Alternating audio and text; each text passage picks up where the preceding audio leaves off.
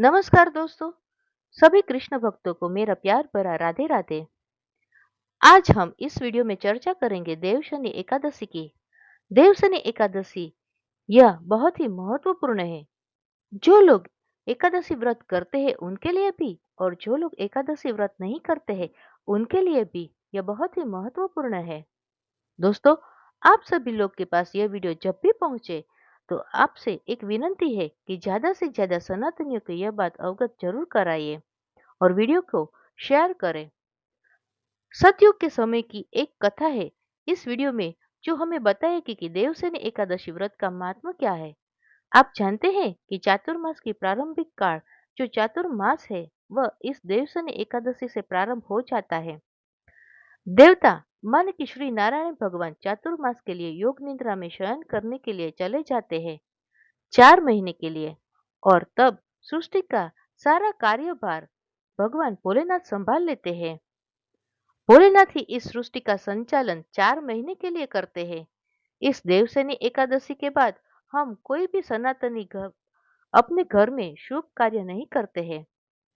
शुभ माने बहुत ही विशेष शुभ कार्य, जैसे कि नए घर में प्रवेश करना, शादी करवाना, मुंडन इत्यादि करवाना।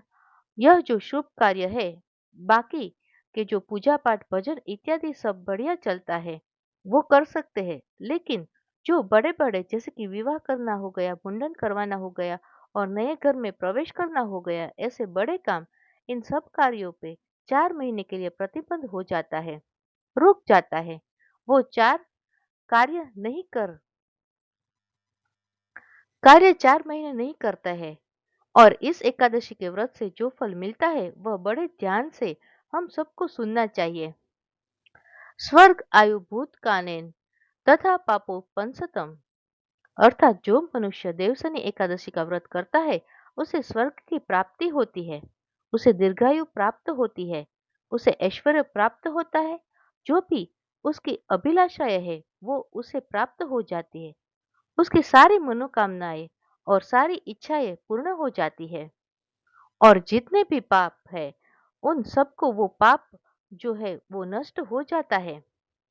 और जिसे कुछ नहीं चाहिए उसे मुमुक्षणा अर्थात के उसे मोक्ष की प्राप्ति हो जाती है। इसकी कथा बड़ी ही सुंदर है। मन क्रम वचन से हमें यह व्रत करना चाहिए। प्रातः काल यानी कि सुबह जल्दी उठकर स्नान करें। स्नान के बाद सूर्य को जल देकर संकल्प ले, हो सके तो दशमी की रात्रि से ही अन्न ग्रहण कर ना करें। हो सके तो निर्जला रहे, निर्जला ना हो सके तो जल के साथ रहे या पेय पदार्थ के साथ रहे। असुविधा हो तो फल इत्यादि ग्रहण कर सकते हैं। फलाहार करें, एक समय ही करें। दूसरा, प्रिय प्रियतमा के नाम का जाप करें, मतलब कि माता लक्ष्मी नारायण की सेवा करें, पूजा करें। जितना हो सके सत्य बोलिए, ब्रह्मचर्य का पालन करें। आदि आदि इन चीजों की मर्यादाएं हैं जो उनका पालन करें। और एक बात जो कथा है वो कथा जरूर सुननी चाहिए। सतयुग का समय था। उस समय एक राजा थे, बड़े ही धर्मिष्ठ थे। उन राजा का नाम था मानधाता। अचानक से क्या हुआ कि मानधाता बड़े धार्मिक राजा थे। उनकी प्रजा बड़ी ही सुखी थी, बड़ा आनंद में थी। अचानक से उसके राज्य में अकाल पड़ गया और कई सालों तक बारिश नहीं हुई। और बारिश नहीं हुई, ये शास्त्रों में ऐसा कहा जाता है कि जब राज्य में प्रजा दुखी हो तो इसका मतलब है कि राजा के पापों को भी प्रजा को भोगना पड़ता है। बहुत समय तक तो प्रजा ने सहा, लेकिन एक दिन राजा के पास में सब लोग गए और राजा मानधाता के प्रजा ने यह बात कही कि महाराज, हम कई वर्षों से दुखी हैं। अकाल मृत्यु अकाल पड़ा रहा है और हमारे बच्चे भूख प्यास से तड़प रहे हैं, इसलिए कृपा कीजिए, आप हमें उपाय बताएं कि हम क्या करें। प्रजा की प्रार्थना सुनकर राजा ने कहा कि शास्त्रों में वर्णित है कि यदि कोई राजा अधर्म का अनुसरण करे उसका दंड उनकी प्रजा को भुगतना पड़ता है। मैं अपने भूत और वर्तमान पर गहरा चिंतन कर रहा हूँ, लेकिन मुझे फिर भी ऐसा कोई पाप याद नहीं आ रहा है जो मैंने पाप किया हो, जिसके कारण मेरी प्रजा दुख पा रही हो।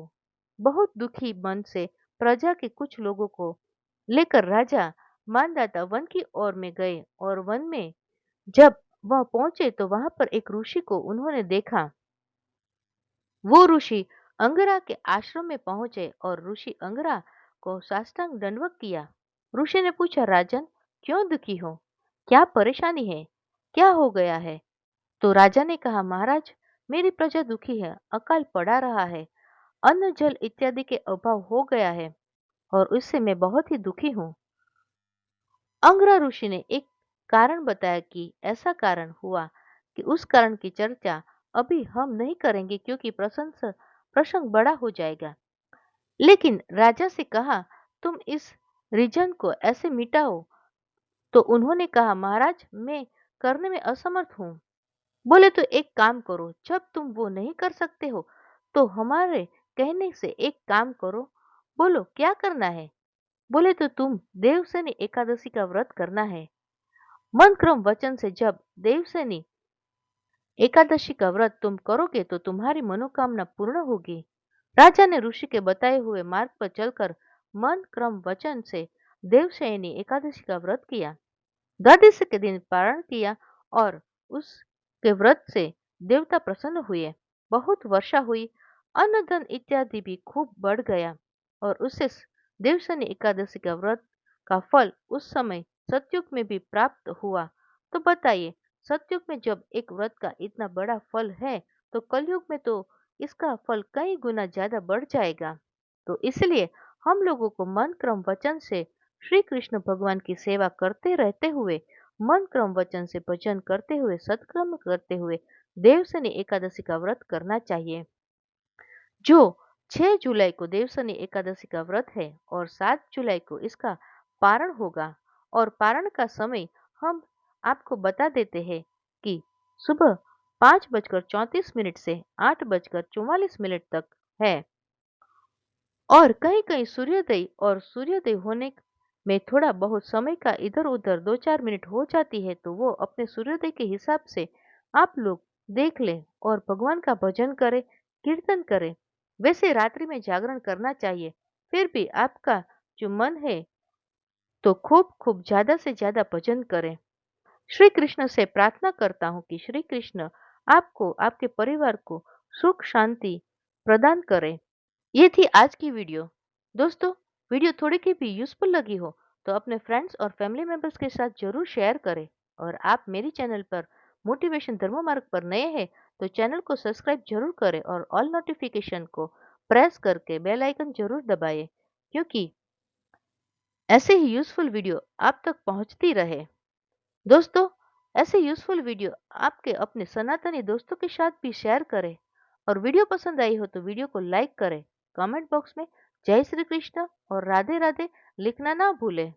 मिलते हैं ऐसे ही यूजफुल वीडियो के साथ अगली वीडियो में। तब तक के लिए स्वस्थ रहे, मस्त रहे और हमारे चैनल के साथ बने रहे। धन्यवाद।